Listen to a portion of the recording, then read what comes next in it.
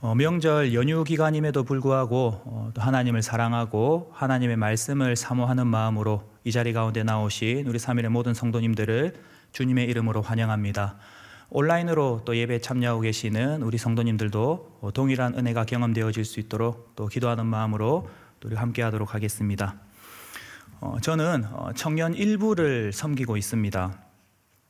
최근에 한 청년을 신방을 했는데요. 신방하면서 삶을 나누고 기도 제목을 나누었습니다. 그런데 그 청년이 저한테 이런 기도 제목을 이야기를 하는 겁니다. 올 한 해 2022년도에는 하나님께 좀 더 헌신하고 좀 더 희생하는 삶을 살고 싶다라는 이런 기도 제목을 저에게 나눠주는 겁니다. 그 기도 제목을 듣고 제가 알겠다, 기도하겠다, 너무 귀한 기도 제목이다 이렇게 이야기를 하고 끝낼 수 있었는데요.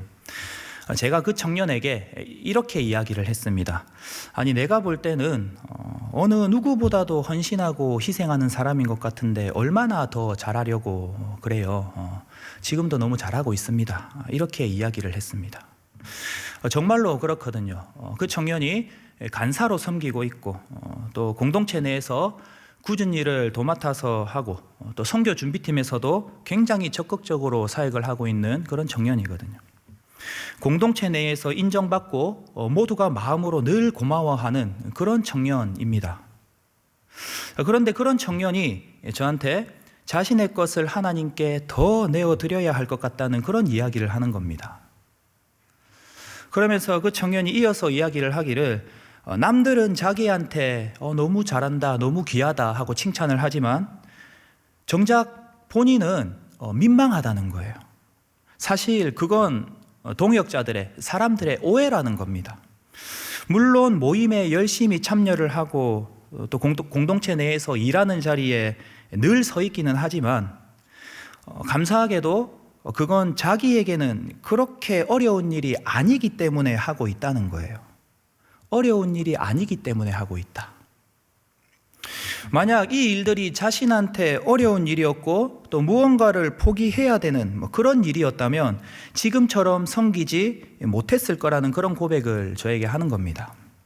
부끄러워서 말할 수는 없지만 신앙생활보다 더 앞서 있고 하나님보다 더 크게 느껴지는 포기할 수 없고 놓을 수 없는 것들이 많다라는 이런 이야기를 저에게 하는 거예요.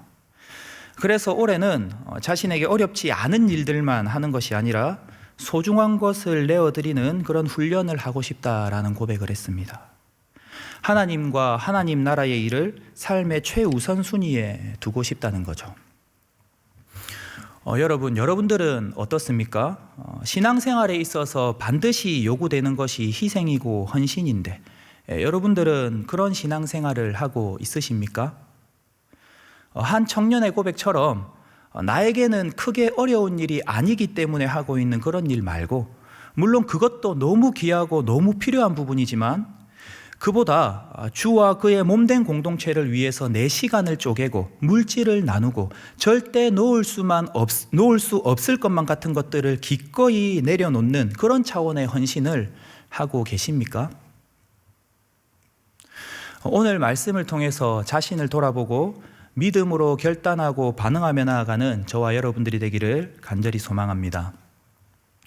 오늘 본문 느헤미야 11장은요, 각자의 성읍에 흩어져 있는 이스라엘 백성들이 예루살렘 성 안으로 이주하는 장면을 담고 있습니다. 사실 이 내용은 느헤미야 7장하고 연결이 되는데요. 느헤미야 7장 4절 말씀을 함께 읽어보도록 하겠습니다. 읽겠습니다. 시작. 그 성읍은 광대하고 그 주민은 적으며 가옥은 미처 건축하지 못하였음이니라. 자, 지금 이스라엘의 상황은 이런 겁니다. 바벨론의 포로로 끌려갔던 이스라엘 백성들이 세 차례에 걸쳐서 고향인 예루살렘으로 귀환을 하게 되고요. 마지막 세 번째 느헤미야를 중심으로 귀환을 했을 때에는 우리 모두가 잘 알다시피 성벽을 재건하게 되죠. 여러 우여곡절이 있었고 무엇보다 대적들의 방해가 있었지만 느헤미야는 탁월한 리더십을 발휘해서 무려 52일 만에 성벽을 재건합니다. 1차 포로기한 때는 스룹바벨을 통해서 성전이 재건되었고요.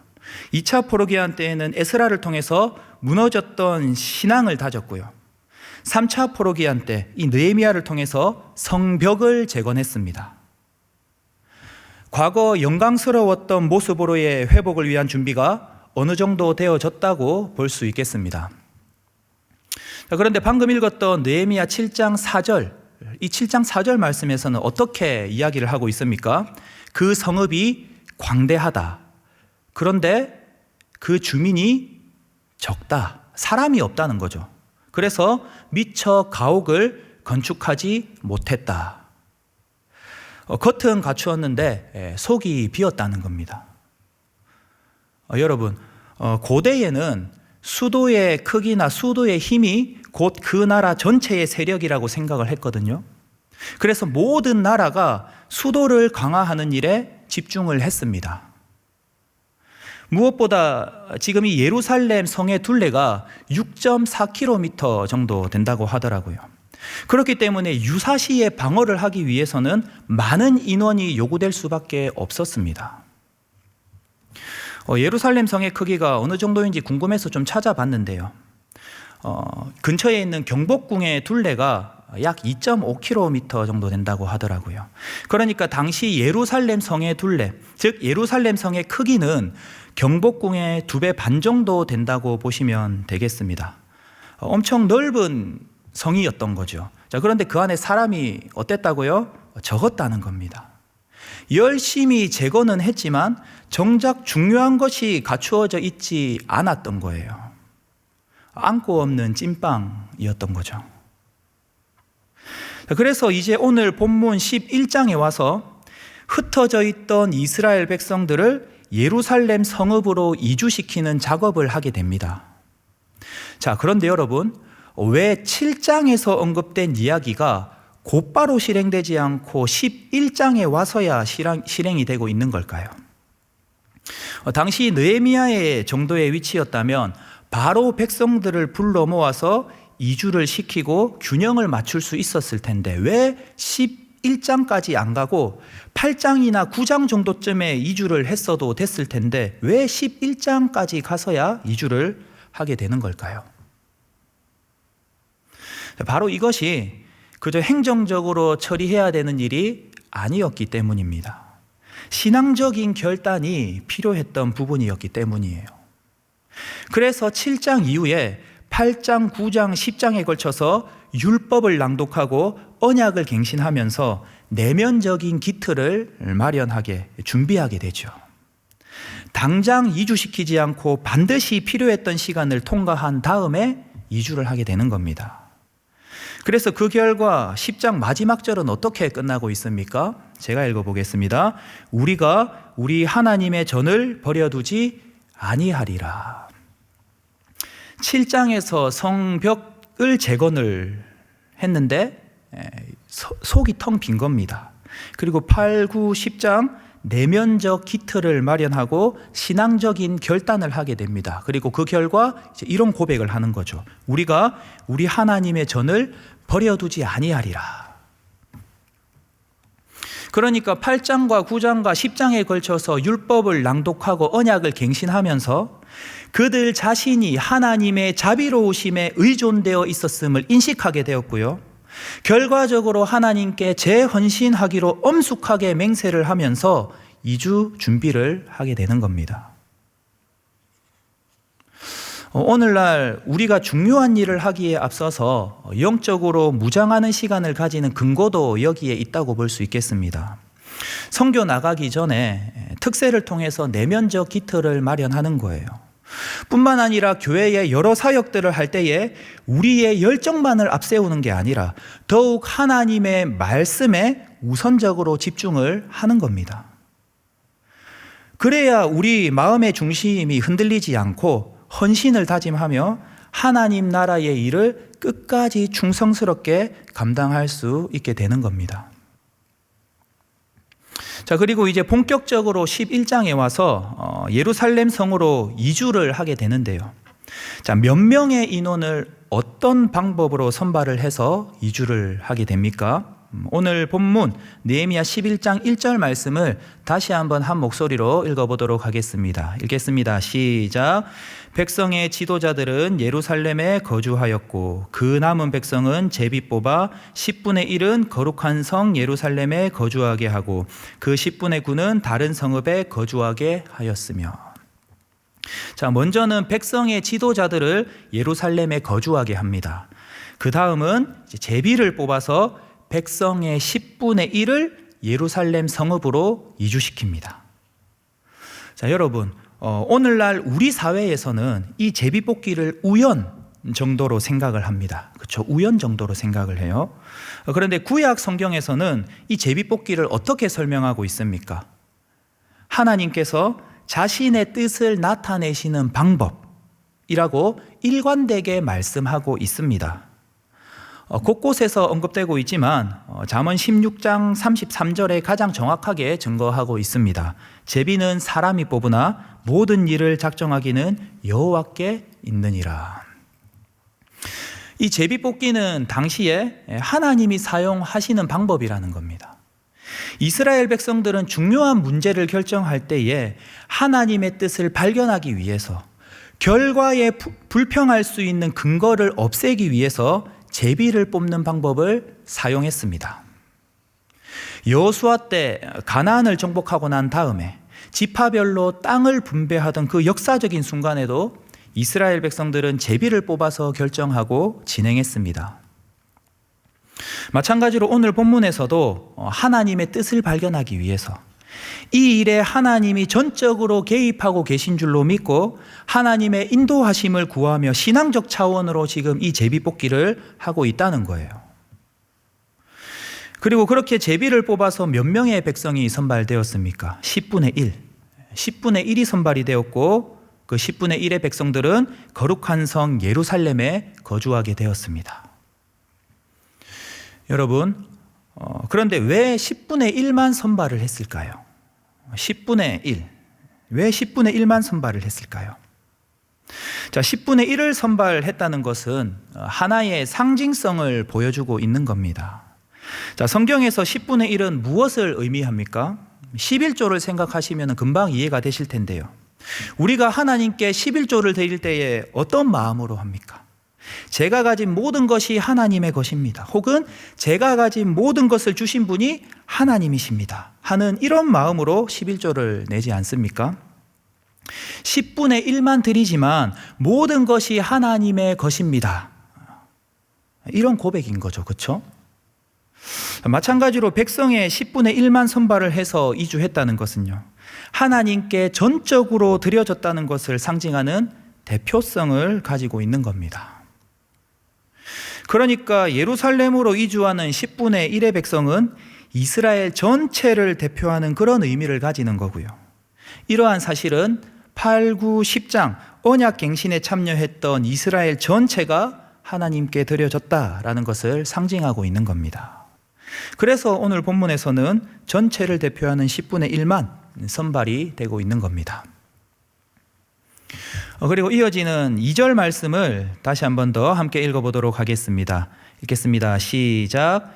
예루살렘에 거주하기를 자원하는 모든 자를 위하여 백성들이 복을 빌었느니라. 앞에 1절에서 10분의 1을 예루살렘에 거주하게 했다고 했는데요. 자, 이어지는 2절에는 거주하기를 자원하는 모든 자를 위하여 백성들이 복을 빌었다고 말하고 있습니다. 자, 여러분, 자원하는 모든 자를 위하여 백성들이 복을 빌었다는 이 말은 선발된 백성 10분의 1을 제외하고 자원하는 사람이 더 있었다는 그런 의미일까요? 먼저 이 대목에서 크게 세 가지의 견해로 나눠지거든요. 자, 첫째, 10분의 1 외에 자원했던 또 다른 사람들이 있었다는 것이다. 이게 첫 번째 견해고요. 그리고 두 번째, 10분의 1 안에 10분의 1 속에 자원한 사람들까지 포함되어져 있다는 것이다. 자, 이게 두 번째 견해입니다. 그리고 세 번째는 선발된 10분의 1이 그 결과를 즐거이 받아들였다는 것이다 입니다. 자, 여러분은 몇 번 같으세요? 1번부터 3번까지 중에서?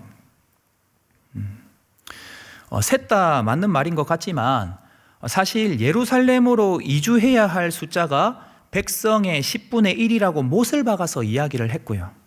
또 이 자원하는에 해당하는 나다브라는 동사가 마땅히 이행해야 할 의무를 기꺼이 하는 것을 뜻한다라고 볼 때에 2절에서 언급된 이 자원하는 모든 자는 선발된 10분의 1이 그 결과를 즐거이 받아들였다라고 이렇게 해석을 하는 것이 가장 타당하다고 볼 수 있겠습니다. 3번이죠, 3번. 자, 그러니까 지금 이 2절 말씀을 바꿔서 읽으면 이렇게 되는 겁니다. 예루살렘에 거주하기를 마땅한 의무로 여긴 모든 자들을 위해 백성들이 복을 빌었느니라. 다시 한 번 더 제가 읽어드릴게요.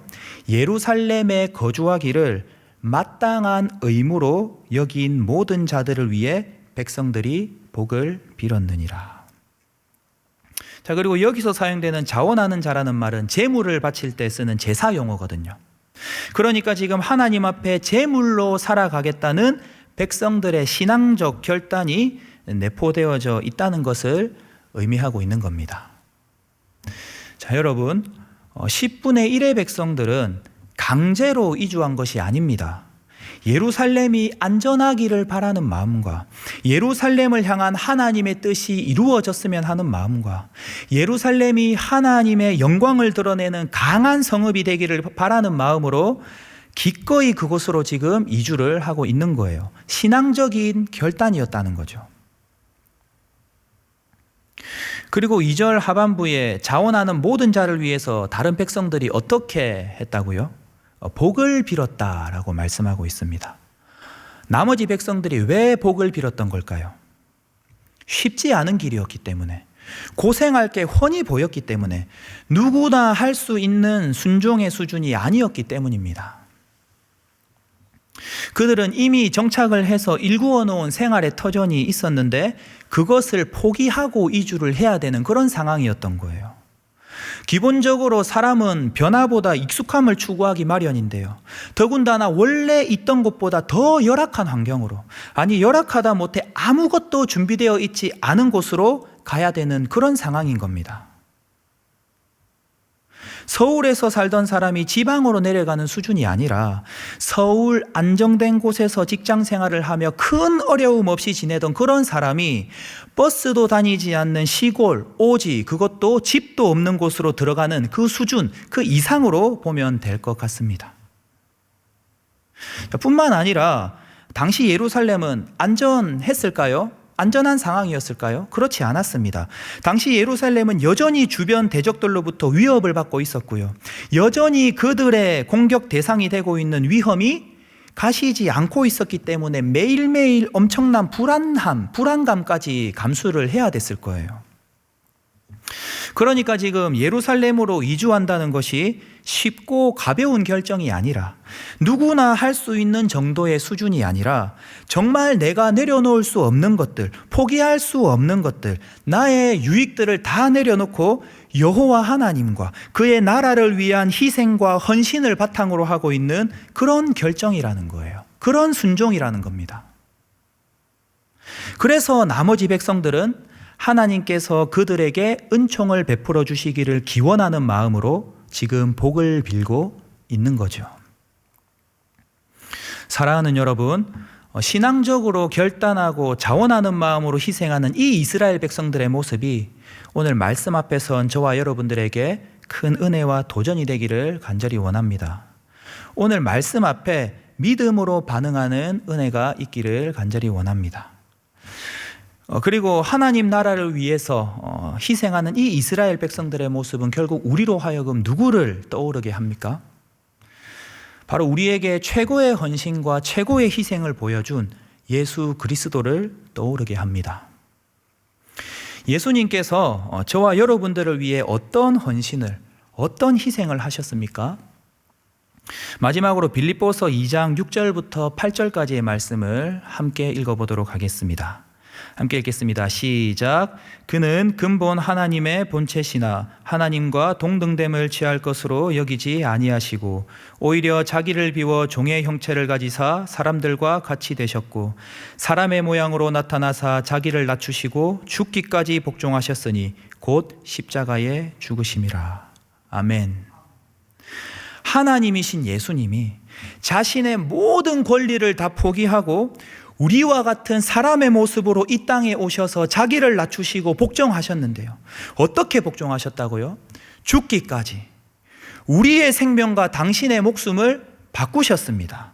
감히 비교할 수 없는 차원의 섬김과 희생을 우리에게 보여주셨다는 거예요.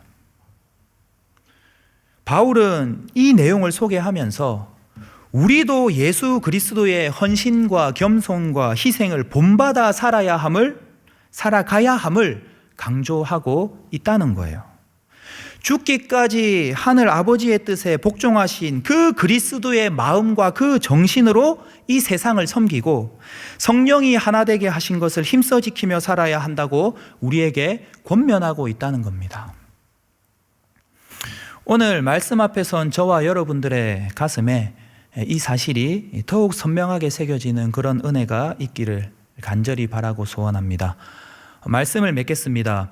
52일 만에 성벽을 재건했지만 그 안에 거주하는 사람이 적어서 어려움을 겪었던 이스라엘 백성들은 제비를 뽑아서 백성의 10분의 1을 예루살렘으로 이주시키게 되고요. 나머지 백성들은 그들에게 복을 빌어줍니다.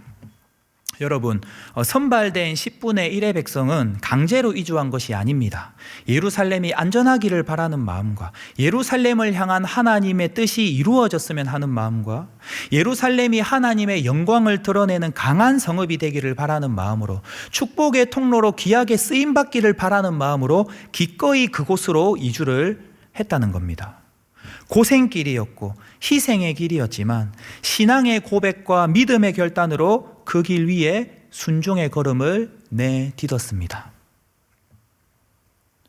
오늘 말씀을 기억하여서 내가 놓을 수 없고 내가 포기할 수 없는 것들을 하나님 앞에 내려놓고 혹 하나님보다 더 크게 느껴지는 것들이 있다면 겸손하게 다 내려놓고 주와 주의 몸된 교회를 섬기는 일에 더욱 힘쓰는 저와 여러분들이 되기를 주 안에서 간절히 바라고 소망합니다. 함께 찬양하고 기도하겠습니다. 예수님 그의 희생 기억할 때 찬양하시겠습니다.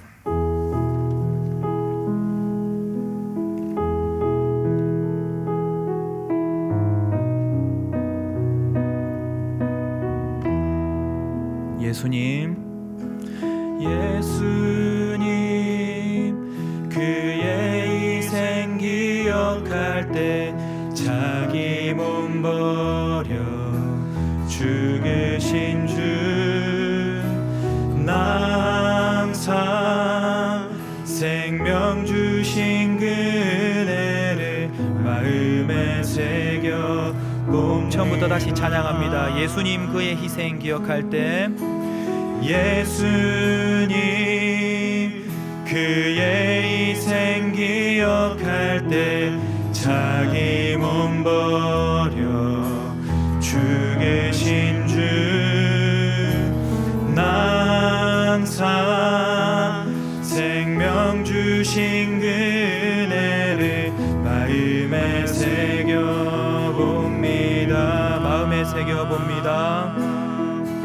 마음에 새겨봅니다. 주 달리신 십자가를 내가 볼 때 주님의 자비 내 마음은 겸손케 해 주께 감사하며 내 생명 주께 드리네. 2절로 나아갑니다. 이제는 저 높은 곳에 앉으신 하늘과 땅의 왕 되신 주 나 이제 놀라운 구원의 은혜 높여 찬양하리라. 높여 찬양하리라. 높여 찬양하리라. 주 달리신 십자가를 내가 볼 때 주님의 자비 내 마음을 겸손케 해. 주께 감사하며 내 생명 주께 드리네. 감사드리리 주의 십자가, 감사드리리 주의 십자가, 나의 친구 되신 주. 감사드리리 주의 십자가, 나의 친구 되신 주. 한 번 더 고백합니다. 감사드리리, 감사드리리 주의 십자가, 나의 친구 되신 주.